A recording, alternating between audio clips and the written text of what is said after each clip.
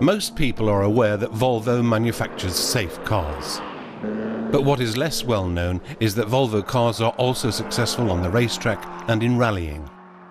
Most recently, it's the Volvo C30 that is successfully winning competitions in the Swedish Touring Car Championship, the STCC. Oh, the concentration in Volvo has been tremendous. We've had cars out on the tracks. First race we were 1 and 2 in pole, then first and second in the race. A fantastic start. We won the city race in Gothenburg, which was really important for us. And best of all, behind the scenes, the publicity we're getting through the PR reports, already in the first 2 races, were better than the whole of last year. So the result of publicising this way has worked for us. Leading up to this year's season, Volvo engineers have taken advantage of the new Drive-E technology from standard cars in order to reduce wind resistance and thereby increase speed. A normal customer, what he wants is a very fuel-effective car. He wants a very safe car. And what we've done with the Drive-E technology is reduced aerodynamic drag. We've made the car more efficient as it goes forward. And those technologies are important for fuel economy, but they're also important to make a racing car go fast. And therefore the technologies work on this car at the same time, customer, race car. But a great deal has happened on the racing side since Volvo made their debut with their first competition car. The year was 1928, just 1 year after the foundation of the company. And we can definitely say that motorsport has been important for the development of the motor industry. Volvo meant a lot for STCC. We've been with the series all the way through. We were the first with the E85 as a fuel and therefore lifted the whole series image around the world. We're developing the C30, a new Swedish developed car for the series, and therefore we're a strong supporter. But also we've helped to promote STCC around the world. We've been to Thailand, we've been to England showing this car and the series it comes from. So we've meant a lot. And over the years it can be seen that Volvo has been relatively successful on racetracks around the world. In total they have won 3 European and 2 World Rally titles.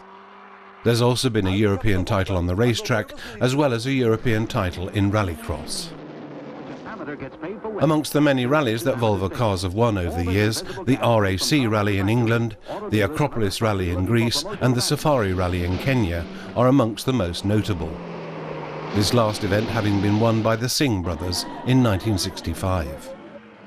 The most successful drivers include Sylvia Österberg, Evi Rosqvist, Gunnar Andersson, Carl Magnus Skog and Tom Trana. Motorsport's going to go to smaller engines, same amount of power but much better fuel economy. And if we can present those small engines in a good way to the public, they're going to be equally excited about those engines as they are about V8s today. The Volvo 343 wrote the next chapter in Volvo's motorsport history. In 1977, Per Inge Valfridsson surprisingly drove home the Swedish Championship in rallycross, driving the 343. In 1979 too, Valfridsson was again crowned Swedish champion. The Volvo 240 Turbo also had major successes, something that in 1985 resulted in a European Championship title for the Brancatelli-Thomas Lindström partnership.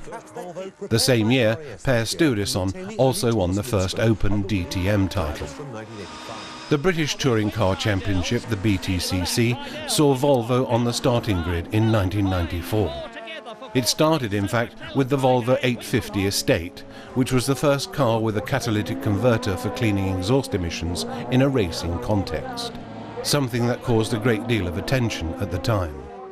Later on, the saloon version was introduced, followed by the S40. Richard Rydell was the driver who made most starts for Volvo in the BTCC, and in 1998, Richard was eventually crowned champion.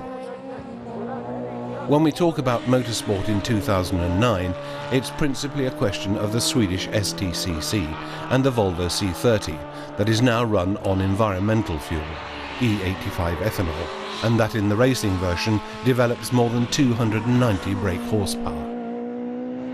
Last year the C30 won 2 races and was the 3rd best make of car overall. This year, naturally, the goal is to achieve even better results. We've got 2 basic goals this season. One is to win, as you know.